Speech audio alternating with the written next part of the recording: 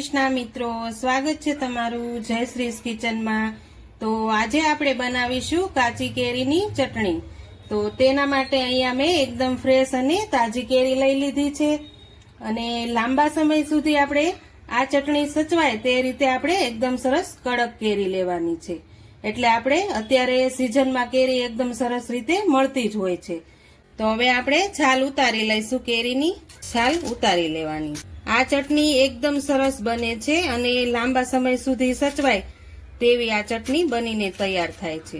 ખાવામાં તો ખૂબ જ સરસ બને છે। તો અહીંયા આપણે છાલ ઉતારી લીધી છે। હવે તેના આપણે મીડિયમ સાઈઝના પીસ કરી લઈશું। આ રીતે આપણે કટિંગ કરી લેવાની છે। આ રીતે નાના નાના ટુકડા કરીને આપણે મિક્સરમાં પીસવાની હોય એટલે આપણે મીડિયમ સાઈઝના ટુકડા રાખવાના છે। તો અહીંયા મેં એકદમ સરસ નાના નાના મીડિયમ સાઈઝના ટુકડા કરી લીધા છે। આ રીતના આપણે ટુકડા રાખવાના છે। હવે તેને આપણે મિક્સર જારમાં પીસવાના છે। તો અહીંયા મેં મિક્સર જાર લઈ લીધું છે। હવે તેમાં આપણે ટુકડાને એડ કરવાના છે। તો આ ટુકડાને આપણે એકદમ દરદરું પીસવાનું છે, સાવ પીસવાનું નથી, સેજ આખા ભાંગું રહે તે રીતની પીસવાનું છે। તો આપણે હવે મિક્સરમાં પીસી લઈશું। તો અહીંયા આપણે મિક્સર જારમાં એકદમ સરસ રીતે દરદરું પીસી લીધું છે। આ રીતનું રાખવાનું છે તો જેથી આપણી ચટણીનો સ્વાદ ખૂબ જ સરસ આવશે। તો હવે આપણે આગળની પ્રોસેસ ચાલુ કરીએ। તો અહીંયા મેં એક પેન મૂકી દીધું છે। હવે તેમાં આપણે મીડિયમ સાઈઝની 2 નાની ચમચી જેટલું તેલ એડ કરીશું। આમાં થોડું તેલનું પ્રમાણ વધારે રાખવાનું છે કારણ કે આપણે લાંબા સમય સુધી સાચવવાની હોય એટલે આપણે તેલનું પ્રમાણ થોડુંક વધારે રાખવાનું। તેલ ગરમ થાય પછી આપણે તેમાં જીરું એડ કરીશું।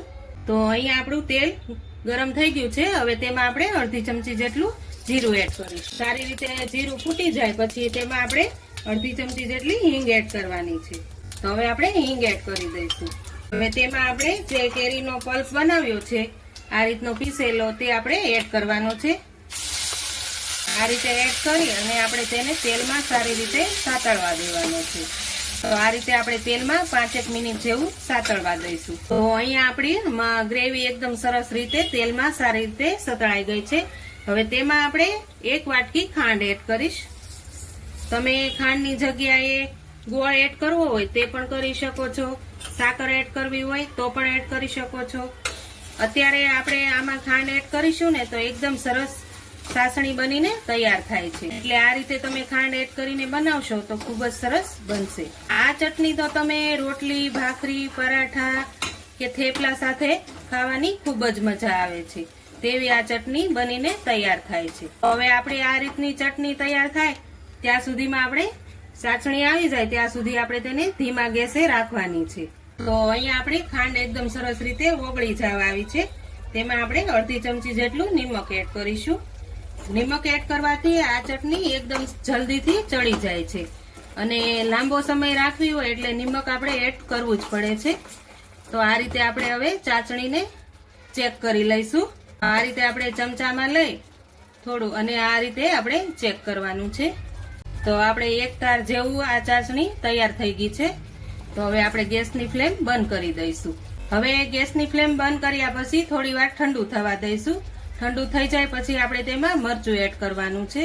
તો અહીંયા આપણી સાચણીનું ચટણી બનાવી હતી તે એકદમ સરસ રીતે ઠંડી થઈ ગઈ છે। હવે તેમાં આપણે 2 ચમચી જેટલું કાશ્મીરી લાલ મરચું એડ કરીશું।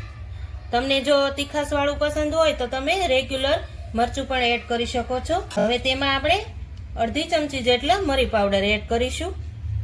આનો તો ફ્લેવર એકદમ સરસ આવે છે અને ટેસ્ટમાં પણ ખૂબ જ સરસ લાગે છે। હવે તેમાં આપણે 5 થી 6 નંગ મેં બદામના ટુકડા કરી લીધા છે તે પણ આપણે એડ કરીશું। તમારે જો એડ કરવા હોય તો એડ કરી શકો છો, નહીતર ઓપ્શનલ છે। તો આ રીતે આપણે એકદમ સરસ રીતે મિક્સ કરી લઈશું। તો આપણી કાચી કેરીની ચટણી એકદમ ચટાકેદાર અને સરસ બનીને તૈયાર થઈ ગઈ છે।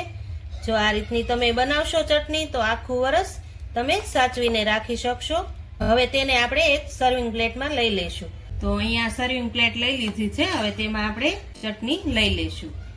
તૈયાર છે આપણી કાચી કેરીની ચટણી। તો જો મારો વિડીયો તમને પસંદ આવ્યો હોય તો મારા વિડીયોને લાઈક કરજો, વધુમાં વધુ શેર કરજો અને હજુ સુધી મારી ચેનલને સબસ્ક્રાઇબ ન કરી હોય તો પ્લીઝ સબસ્ક્રાઇબ કરી દેજો। કોમેન્ટ કરીને કહેજો કે તમને કાચી કેરીની ચટણી કેવી લાગી।